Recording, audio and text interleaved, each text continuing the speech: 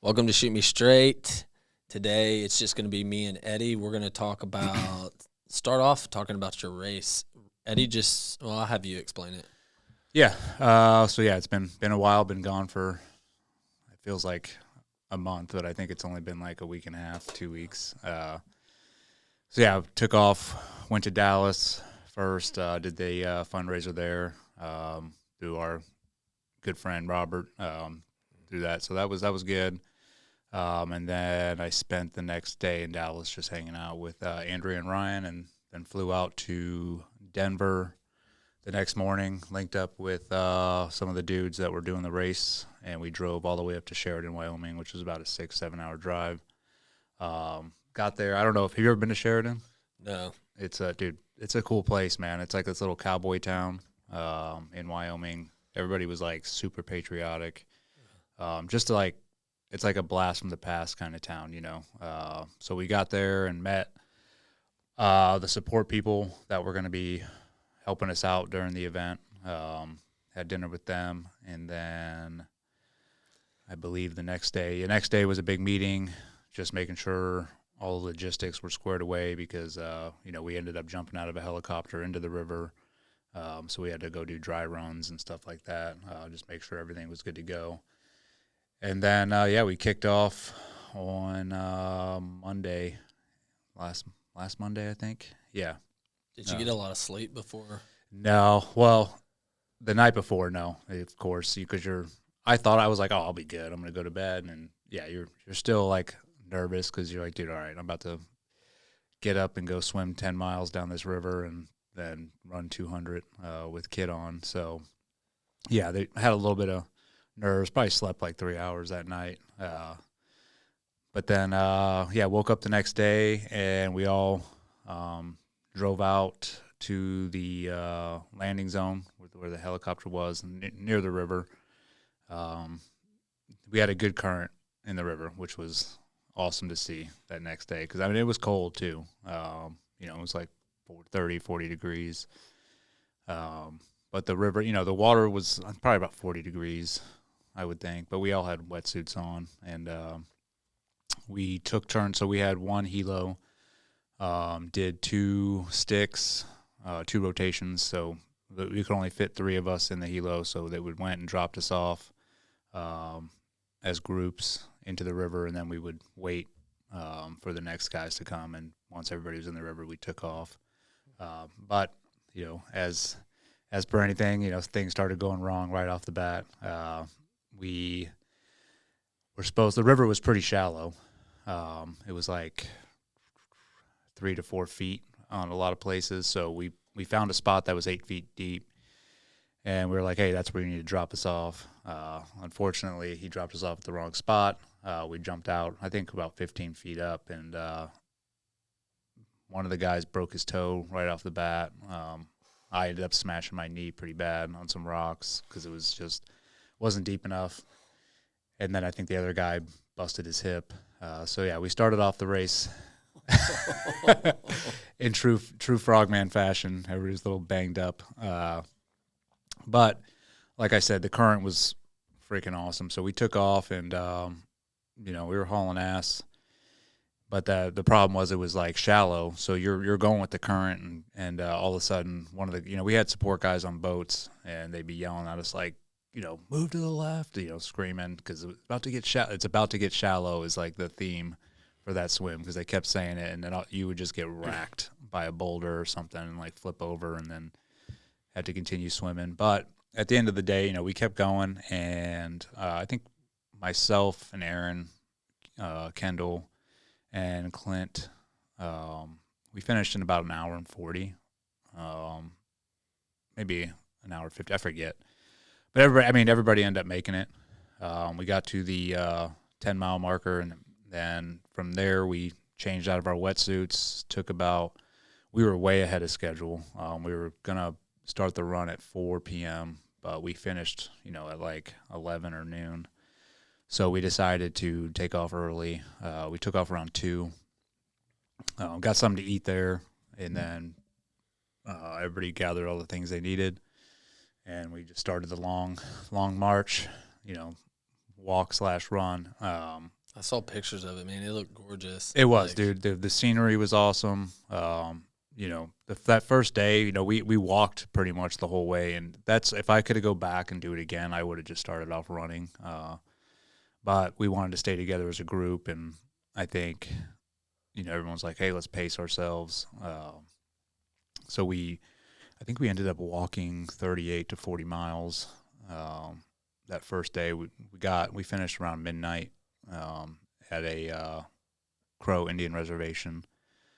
But that beat me up pretty good. I didn't like the walking. I should have just started off trotting, but I wasn't sure the logistics and like taking off and then having the support, So we ended up finishing that night, and then the next day we woke up around 4:30 in the morning. Got up.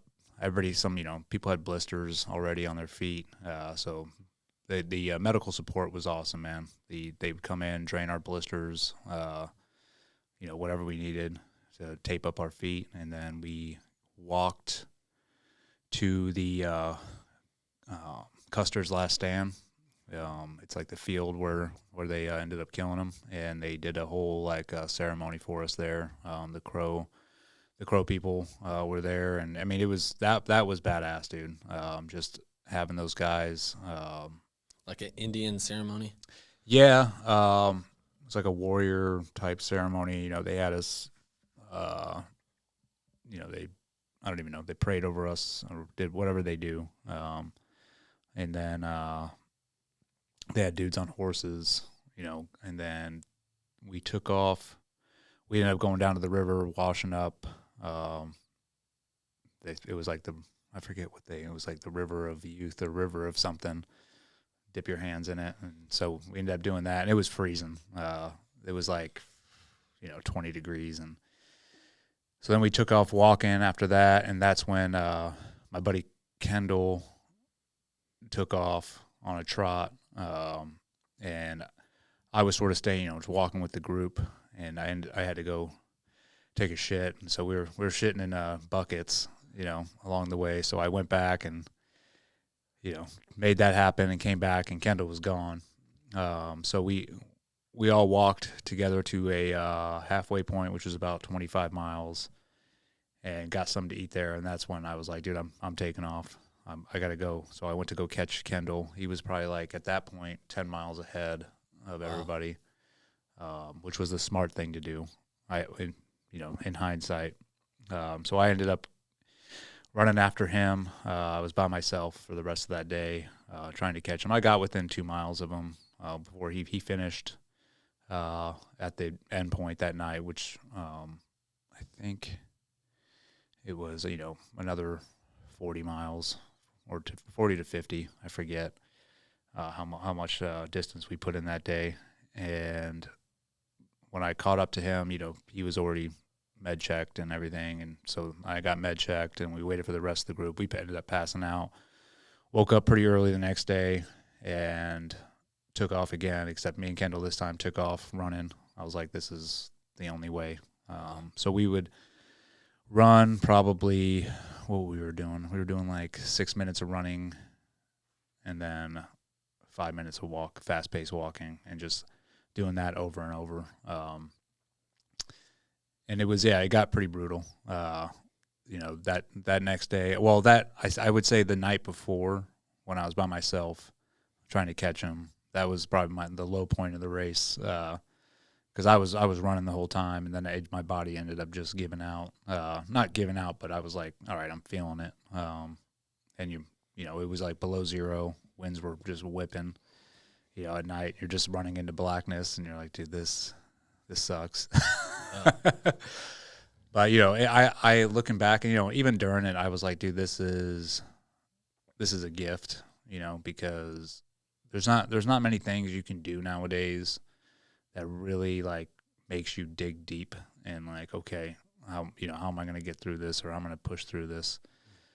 So I mean, I liked that aspect of it. I felt sort of nostalgic. I hadn't been pushed like that, in a long time, so It was good, but the body was definitely in some pain. The mind was willing, but the body. Yeah, the body was like, dude, stop. And my mind was like, you don't be a bitch, keep going. The third day we took off running, and that was cool because me and Kendall were together at that point, and we each would have our little weak points during the day where we're just like, I think Kendall's body started breaking down a little bit, and then I would be there to, like motivate him, and then same thing with him, like my body would end up hurting, and he would be there motivating me, so it was cool, man, just having that aspect of it, and then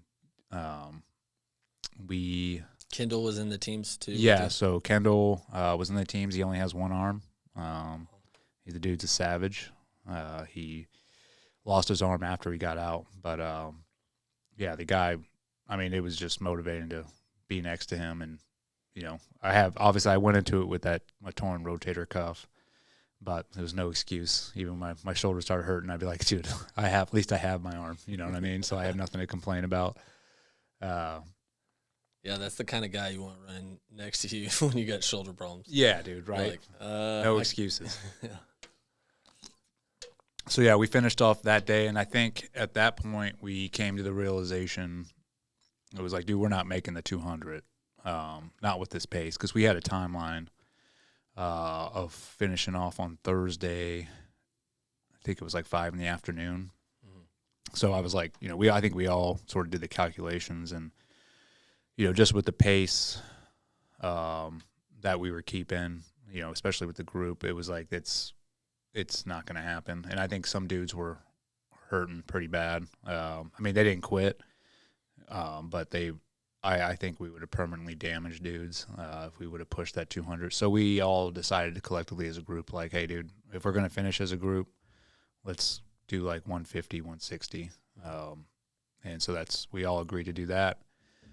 So we finished off that third day, and then the next day took off bright and early. Me and Kendall were both in some pain, so we walked a little bit. That's Thursday morning. Yeah, and we ended up doing about 25 miles. We met up because some of the group was a little spread out. We met up about 6 miles out from the finish line. Got about an hour and a half break, maybe 2 hours, and then ended up taking off that last 6 miles together, and we did it as a group and finished. And it was really cool, man. We ended up finishing in Sheridan, Wyoming, on the main street there, and we had police escorts. They had a helicopter flying above us, escorting us in. They had people from the town out there cheering. So it was really, really cool, man. We ended up finishing. Andrea and Ryan flew out. They barely made the end. I think Andrea flew into Bozeman and said she just did 120 all the way there and got there at the nick of time. But it was really cool getting to see Ryan and Andrea at the finish line. And then from there, the whole town was cool. We ended up talking to a bunch of people, and the next day we did a recovery day. Well, obviously recovery. We were all pretty beat up. I was my feet still doing recovery. Yeah, I'm still, but it wasn't. I'm working out now. I started working out when I got back. Just slowly getting back into it. But that next day, yeah, my feet, I couldn't put on shoes. There's no way. They were massive. I was swollen all over the place. So we hobbled around town a little bit. That's the one thing is I couldn't lay in bed. I tried to sleep in, and my whole legs were just throbbing. So I got up, I think at 5 a.m.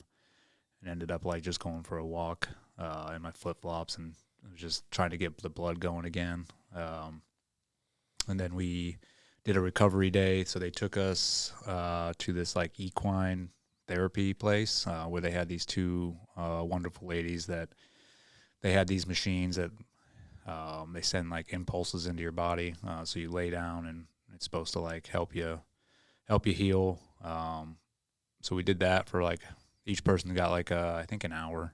Like an electrotherapy type? Yeah. I don't think I'd be able to describe it intelligently, but you lay down on this bed. It's you know what stems is that those electrodes they put on you, and it sort of like zaps you. You know, doctors sometimes do it before you, or chiropractors have it before you get.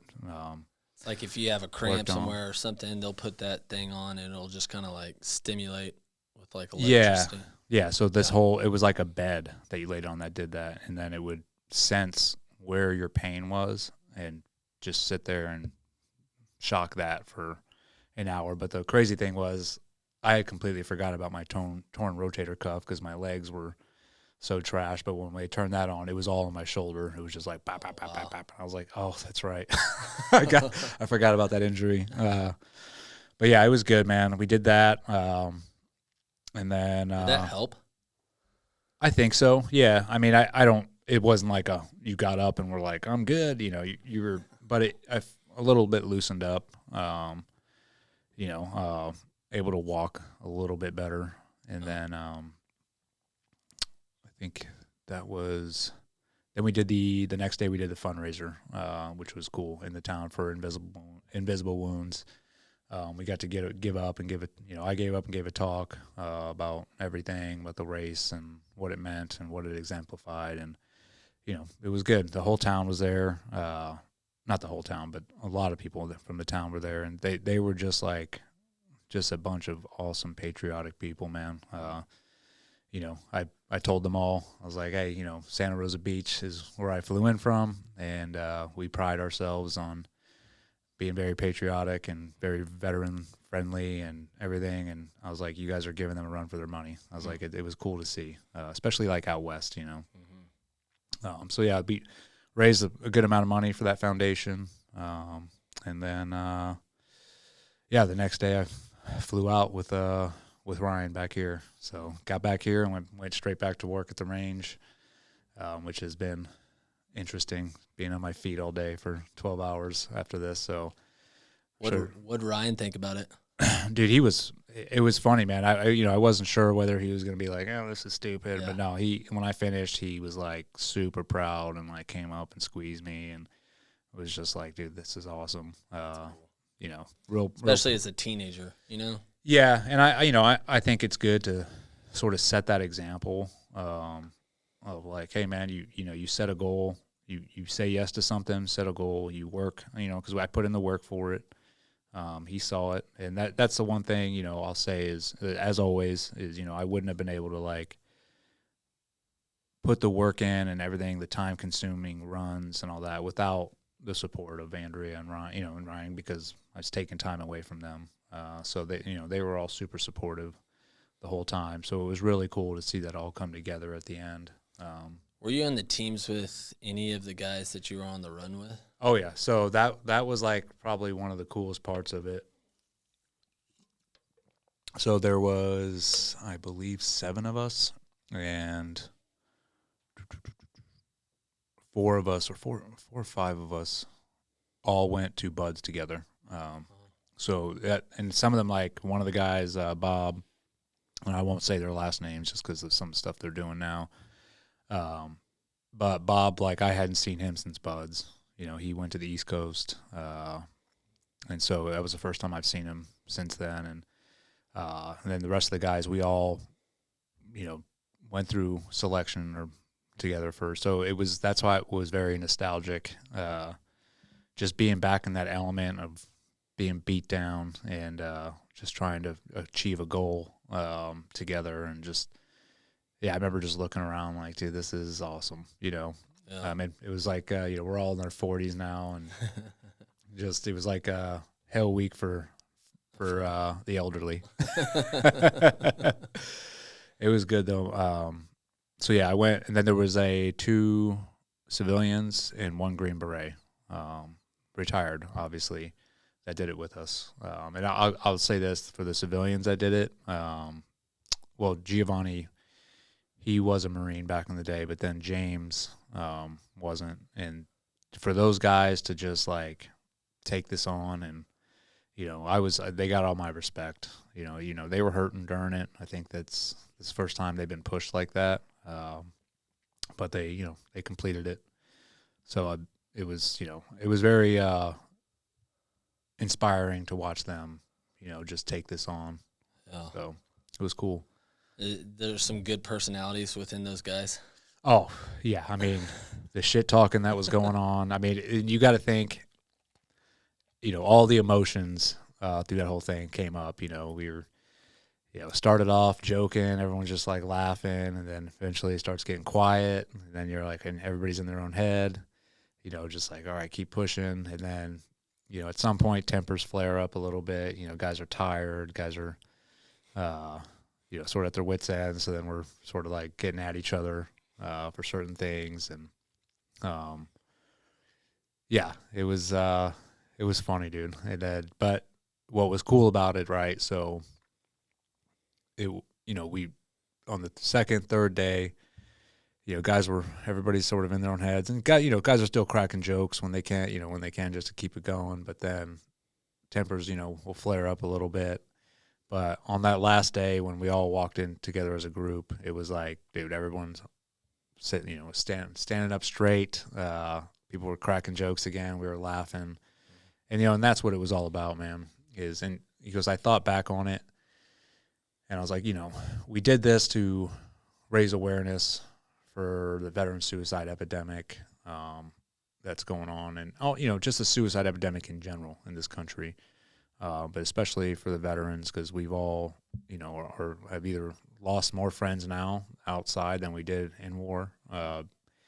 And I was like, and I know I wasn't the only one thinking this, but it was like, okay, what does this have to do with raising awareness, like with what we're doing? We're putting ourselves through this painful process. And what I got is, like I talked about earlier, my weakest moment was that second day when I was by myself trying to catch Aaron. And that's when, you have all these negative thoughts creeping in when your body is just beat down, and your brain is probably just giving you every excuse in the book. Like, oh, dude, you don't have to, you could stop right now if you wanted to, Why the fuck are you doing this? Yeah. Why are we running? You're going to injure yourself permanently. And all, your brain just starts like feeding you all these excuses. Right. And you have to override that, which, you can do, but it's very difficult when you're by yourself. But when you're with somebody, when you're with a teammate, there's none of that. It's he's going, I'm going. And it's, in the reverse too. He sees you keep pushing, he's going to keep pushing. And I think that's what this whole thing exemplified was, especially in the special operations community, we are professional sufferers. Like, that is what our job is, right? Is part of our job is to be able to suffer and get the job done regardless, right? And that's what's bred into us from when we go to BUDS or Green Beret selection or whatever branch you go to. Everybody is sort of trained to suffer in some capacity, right? And the big thing when you're going through training is suffer in silence. Like, no one wants to hear it. Like, you take that pain and you harness it and keep going, right? And there's a time and place for that. There's a time and place to suffer in silence. But I don't think that pertains to when you get out, right? You shouldn't have to suffer in silence. You should say something, especially if it's something going on internally that you don't even know what's going on in your brain. Especially if you're suicidal. Yeah, right. So my thing was, it's like, okay, yeah, we're professional sufferers, but here's the catch. We cannot do it alone. Like, even when we go through training, yeah, you're suffering, but you're not by yourself. You always have a teammate with you, in some form or fashion, right? And that shouldn't stop when you get out of the military, right? Because the suffering will continue, and especially with the repercussions of what some of us have done in the military and in the 20 years. But you aren't meant to do it alone, and I think that is the big issue, or what we were trying to push, especially with this app that Johnny Wilson came up with, where we described it before on this podcast with Johnny, where it's the buddy system, right? I think that is the main message, because you can try and do it on your own. It's not going to pan out, man, and you're going to have a hard road. But if you have a buddy to talk to sit there and vent with, I guarantee you he's going through the same thing, right? So that's all it takes, is just having someone there. Reach out, call somebody, or go visit them. And I think guys will be surprised, guys and girls, because girls are, are going through it as well. I think they'd be surprised just how much of an effect having somebody there to talk to. And even though you might not solve the issues, but just having that conversation will get you forward leaps and bounds than if you sit there and internalize everything and sort of isolate yourself, which is what a lot of people do. So I think that was the message from the whole event that I got out of it. And I was glad. I was glad to like put myself through that pain and suffering to sort of come to that realization. Yeah. What's funny is you put yourself in that realization when you took off after your buddy and that second day and you put yourself out alone, right, trying to catch him. Yeah. And during that time, God lets you have the toughest part of it to help show you, hey, this is the real issue, suffering alone. Yeah. I think, everything happens for a reason, and I think that happened for that. So I realized, like, this is why we're doing this. And Kendall the next day told me the same thing when we took off running together. He was like, dude, last night was, like, my darkest time because he was by himself. And he was like, I'm so glad, like, you're with me right now. And I was like, same. It's one of those things that yeah, man, it's not weak to reach out and talk to somebody. And well, especially with special forces, do you feel specifically with them or just veterans, I guess, to if they say 100% decided, hey, I'm not going to suffer alone, right? And I'm going to use the app. I'm going to use my network. I'm going to have guys that know what's going on with me day to day, week to week, and they're going to share themselves with me too. How much of a dent do you think it'd make in the epidemic? I think it would make a huge dent. Yeah. I mean, just even if it made a small dent, that's a dent. I bet it would. I bet it would cut it at least in half, if not more. Yeah, honestly. And what I thought too, man, is like, coming from our past experience in the military and what we did, we're very used to like living a fast-paced, like dangerous lifestyle to where everything we do has this element of like death to it, or an element of like, hey, you could get permanently injured, right? Which is sort of like the fascination of it, or what sort of keeps us going in that, 'cause that's what we like. It's like, okay, this is dangerous. It's the excitement of it, right? And I think when you get out, there's no longer really that element, right? You go into day-to-day life, and it's mundane, whether it's just the truth, right? Day-to-day life is mundane. There's no element of danger and element, which is I'm not saying that's a bad thing, but I do think for me, like, even during this event, I was like, dude, I don't know the last time I felt this alive. This like feeling in me where I was like, dude, yes, like I'm back. I felt like my old self again at some point. And that could be a good or a bad thing, because I think we sort of got into a psychotic mode there mid-race.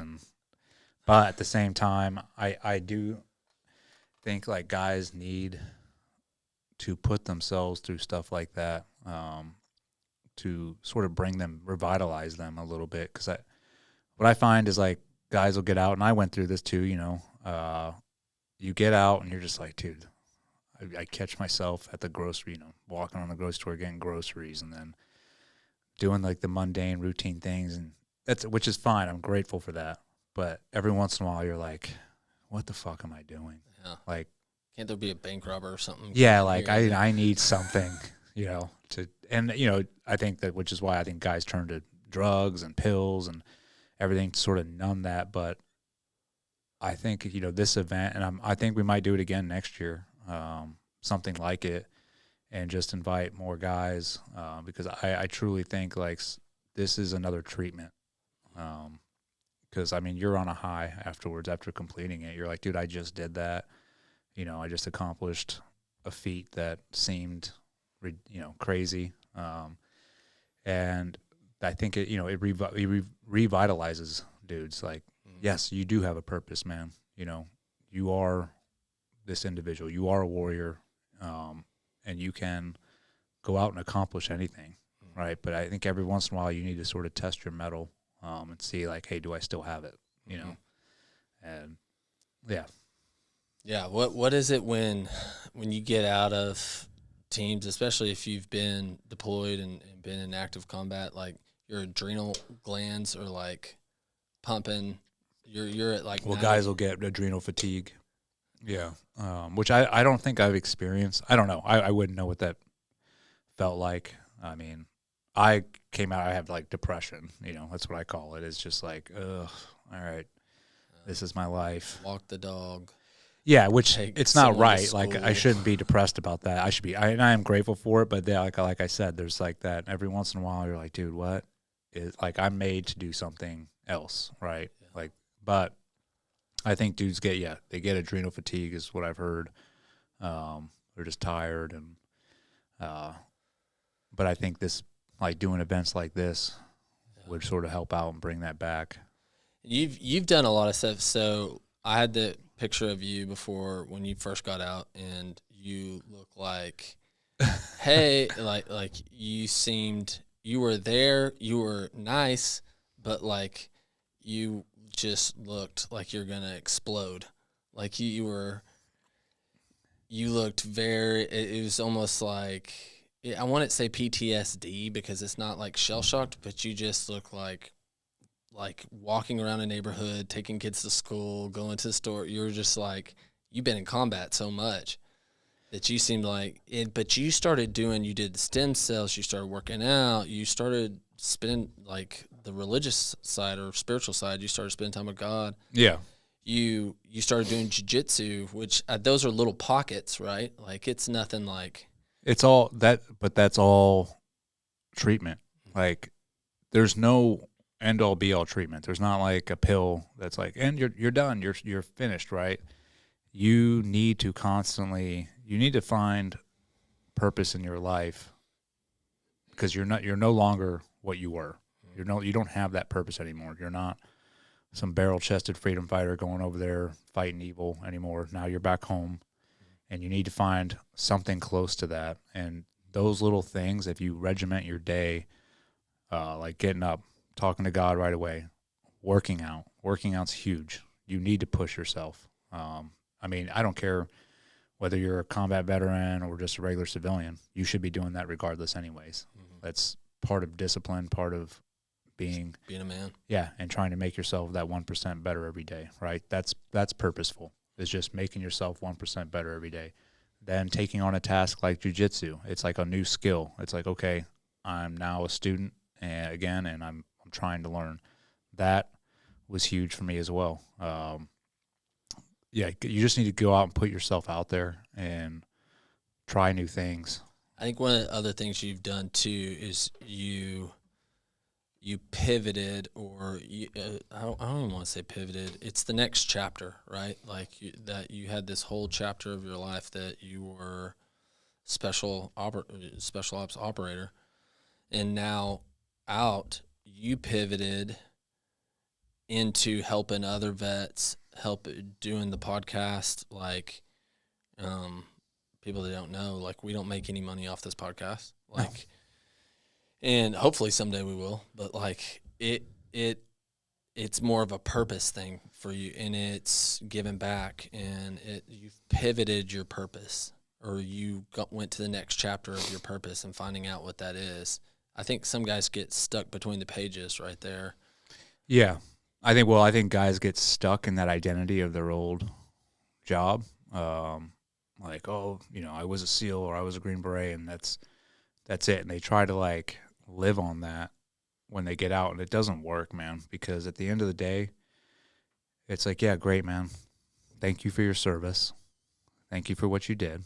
But that was you volunteered for that. And nobody really owes you anything, right? And I think there's this sense of like, well, there's two things. There's a sense of entitlement in some guys where they was like, well, I just did all this. Why now I have nothing? Like, so I think that sort of, they spiral down this, hole. Negative. Because, yeah, negativity, because they're not getting the recognition, I guess, that they wanted. But then also there's this narrative that's put out there by the society or the media, like that we're all broken toys, right? It's like, oh, you've been to combat, you've done this, oh, you must be broken, right? There's something wrong with you, and that is also bullshit as well. There's nothing wrong with you for volunteering and going to do that job, right? And I don't even like that PTSD, like, you know, post-traumatic stress disorder. I hate that word disorder, man. It's like, it's not a disorder, dude. It's just repercussions from what we did, but there's growth in that. Like you are able to grow from all the experiences, trauma that you have. It's just, are you going to man up and push through those and actually get on the other side to where you'll grow from it, and not only grow from it, but be able to share those experiences with others. Like, hey, this is how I grew from this. This is what I did to get through the dark times. And that's, you know, that's the purpose of life. If you're able to like overcome large obstacles and then you're not sharing how you did it with others, then you're not really doing it. You're not benefiting anybody. Yeah, for sure. When you say you don't like that, like PTSD, that disorder, is some of that because it almost seems like, okay, like a victim stance, like, oh, you got disorder, so like there's a I think it's stay there. Yes, I think it's a pathway to victimhood. Yeah. You know what I mean? Yes. I think it's because, and that's in reality, and, you know, I go on this rant all day, but I think that's part of the government trying to keep you down, is trying to keep you dependent on them. Because a lot of these vets, you know, they get out, and we're all diagnosed with PTSD, especially when we're like, oh, yep, you got PTSD, and here's your rating, and here's your pills, and we will see you once a month and for the rest of your life, and you will be dependent on us. Oh, here's your retirement paycheck, which is not a lot, but it's enough you can live comfortably on, to take pills and get drunk every day, and you can, until you're done, right? Until you're off this earth, or we put a gun in your mouth.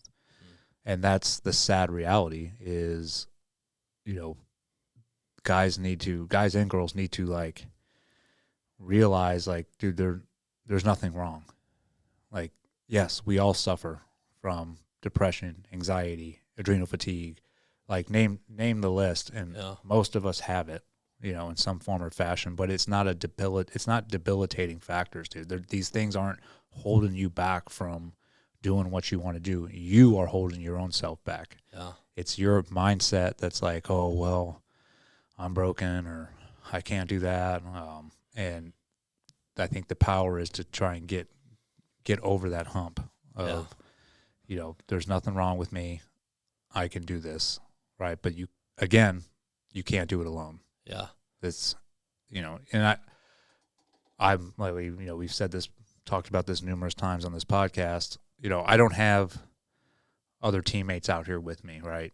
There's not a lot of SEALs that are out in our area. But I go to God. And that's how I know I'm not alone. I know God's got me, and he's going to carry me through whatever. But even then, I'll still reach out to buddies, and talk to them.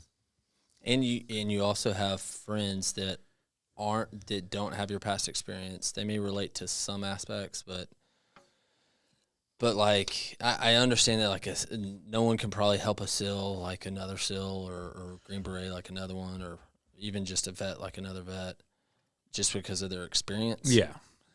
But there's a lot of civilians that could be helpful if they allowed it, maybe. For sure. And no, I'm not trying to say like, oh, civilians can't understand and they can't help us. I just think there's a natural, when you're talking, like if I'm talking to another one of my old teammates where we've been through some shit together and we know each other at that level, it makes it a little bit easier to open up and to be more vulnerable with that person, and then for them to sort of understand what you're going through, or because they've been through it as well, right? Sure. Where if you're talking to a civilian, yes, they can help you too. Like, and I'm not like, people should go out there and talk to. I mean, did talk therapy with a a civilian, never in the military, for 2 years, and he helped me through a bunch of stuff.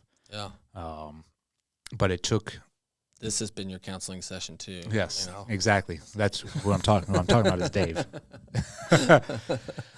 But there's also that trust, right? Yeah. So like even with that person I was talking to, it took a couple months for me to even like open up just a little bit, because I'm like, dude, I don't know you, and I don't, it's just one of those things. But I kept at it, and eventually he got me to open up, and I was like, okay, this guy sort of gets it, and he's a lot smarter than I am in some aspects. So I'd say almost like ideally it'd be both, right? Like community looks like all sorts of aspects, right? You have those people that are really close, like your brothers in combat, and then you also have people outside of it that may play smaller roles around it, or different roles. yeah, But I mean, the common theme is if you're a veteran, or you're just struggling, period, if you're suicidal especially, I think the main things is going, hey, your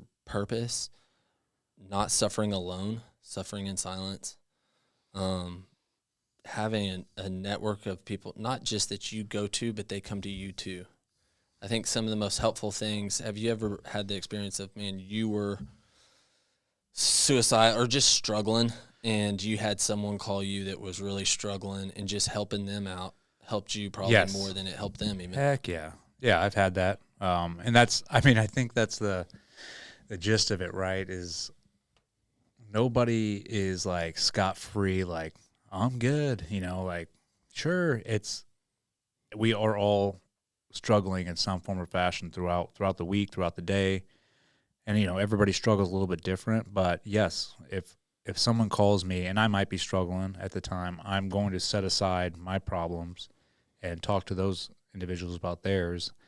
And, they could be having the same issues I have. And it helps me sort of work out my issues as well, talking to them about it. Ever get off the phone and you're like, damn, I need to take my own advice? Oh, all the time. I think that's like 90% of the time. You're like, hey, man, this is what you should do. And then you're like, this is what I should be doing, dude. Yeah. So, yeah, that's and that's the beauty of talking to somebody, especially, you are able to sort of figure out your own shit as well while doing it and helping that person out.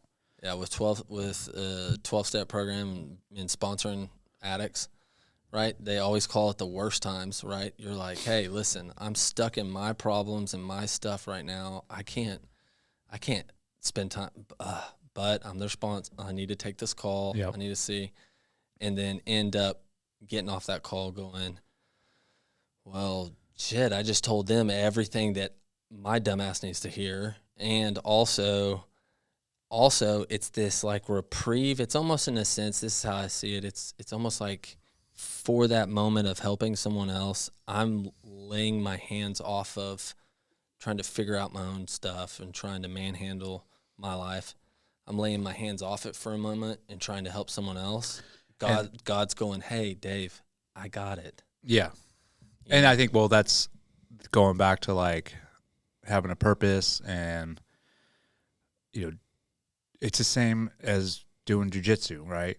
What I love about that is you go there for an hour and a half. I have no problems in there. My only problem is trying to keep this guy from choking me or breaking my arm. All your other problems are gone for that hour and a half, because you're simply focused on not getting choked out or not getting tapped out. And then I remember, you come out of that after an hour and a half, you're like, oh, dude, I feel awesome because I don't have all these thoughts in my head for the past hour and a half. And it's the same premise of when you talk to somebody and you're helping them out. You're no longer thinking about yourself or your problems. You're trying to help that person figure out their problems, even though you might be suffering as well. But it takes your mind off of your own suffering and puts it on theirs and trying to help them. And in that same process, you're helping yourself as well. Mm-hmm. So I think that's key. If you don't have those relationships in your life, man, whether you're anyone, like if anyone doesn't have those types of relationships in their life, man, they're missing it. They really are. But you have to work on it and work to get to those relationships, you know, and that's takes putting yourself out there, and sort of opening up and being vulnerable. And, you know, I think a lot of guys and girls, like, they're guarded, you know, they're like, well, I don't want to open up. I don't want people to see, because one, they fancy themselves as warriors, right? They're like, well, this is what I did, and therefore nothing should bother me. You know, I should be this warrior. And it's like, no, dude, like, a true warrior will sit there and open up and try and fix himself of what's going on so he can become better. I think sometimes, especially with guys, they think vulnerability means like open up and crying and bawling and all this stuff. I see vulnerability so much now. It's just being like gut level honest with someone. Oh, yeah.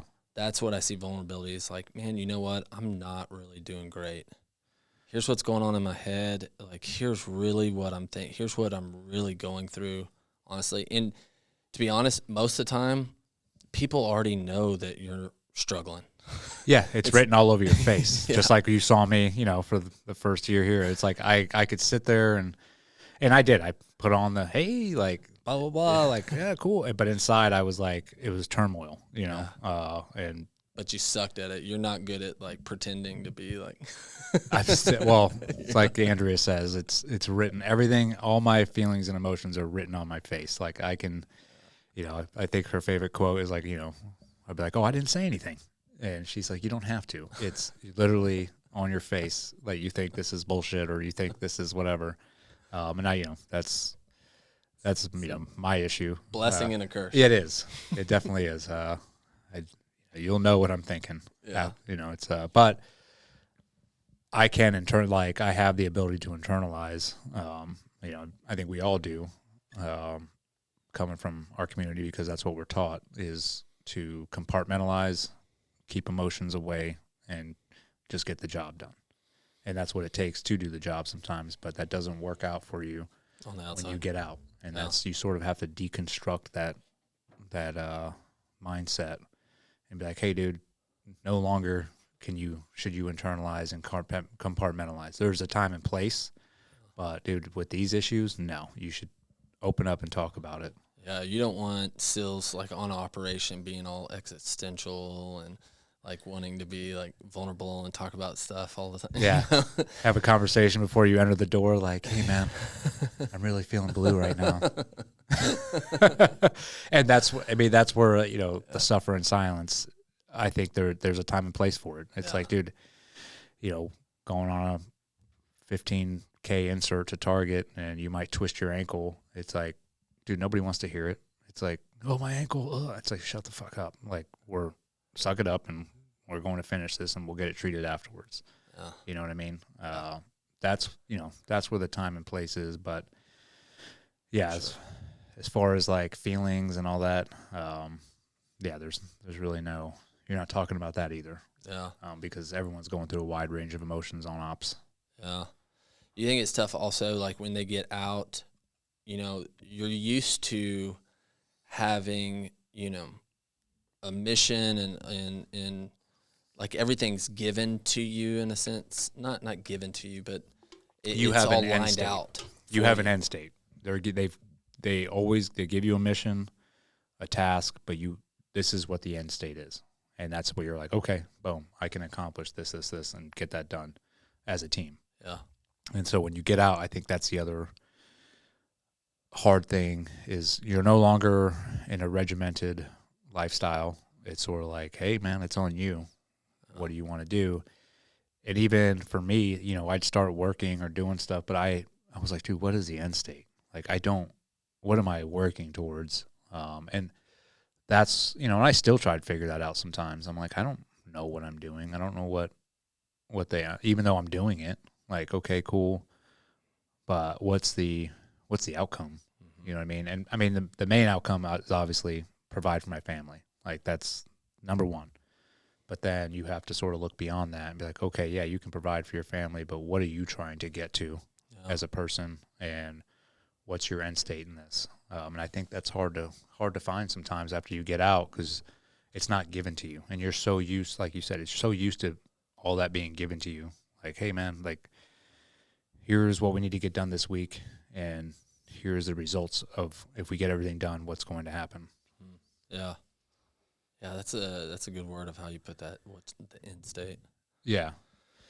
Yeah. So, I think hopefully, this the Envy app that they've come up with will take off. I think that's going to be a huge thing once it does, and then we're still going to be continuing to get the message out about the suicide and just the mental health aspect of everything that people go through, because we're not anywhere near the end of it, or I think at the pinnacle of it. So I think it's going to be an ongoing thing, and it's not a hot topic for the media to talk about because the government's like whatever, so they're not going to sit there and put any effort towards it. So it's on us. It's on, like I said, teammates taking care of teammates, and that's in every branch. That's what needs to keep happening. Yeah. All right. Well, we'll put a link for it down for the app down there. Any last words around that stuff? When you talk about this, and I've thought about it a lot, just as from a private civilian standpoint of like what ways to tackle the problem. I think the way y'all are going about it, especially with the run and the support and the media it generates and all that stuff, is I can't think of better ways to do that, because you almost have to hit it from a grassroots level. Yeah. No corporation's going to come in and put in this like set plan that's going to eliminate the epidemic of vets committing suicide. No, and like I said, this is how it gets done. It's shooters taking care of shooters.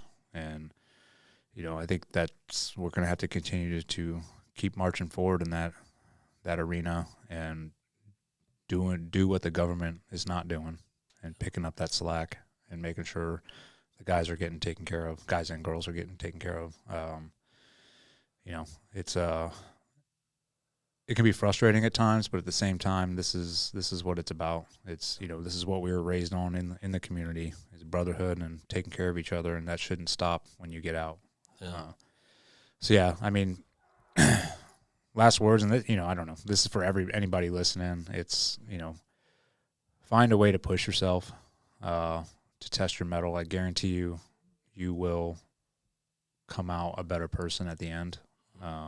You'll have a whole new outlook. There's nothing like it. Sort of pushing past those barriers in your mind and brain, and if you can do that physically and mentally, through suffering like we just did, you can take on anything. It just gives you that confidence that you need, that you can sort of lose too. Like, do I still have it? It's like, well, then go prove that you still have it, and then go share that with others and help others. Yeah. Push yourself, help others. Yes. Always push yourself. Awesome. Love you, buddy. Love you, man. Appreciate you. Out.